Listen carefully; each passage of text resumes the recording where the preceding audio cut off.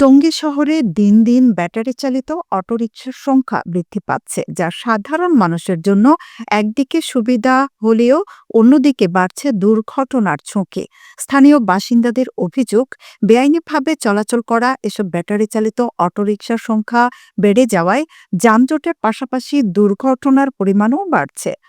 এ ধরনের অটোরিকশাগুলোর অধিকাংশই রেজিস্ট্রেশনবিহীন এবং অজ্ঞাতসারে চালানো হচ্ছে। অনেক চালকই প্রশিক্ষণ ছাড়া অটোরিকশা চালাচ্ছেন, ফলে সামান্য অনভিজ্ঞতার কারণে দুর্ঘটনা ঘটছে। বিশেষত সন্ধ্যা এবং রাতে অটোরিকশা যাত্রীদের জন্য অত্যন্ত ঝুঁকিপূর্ণ হয়ে উঠেছে।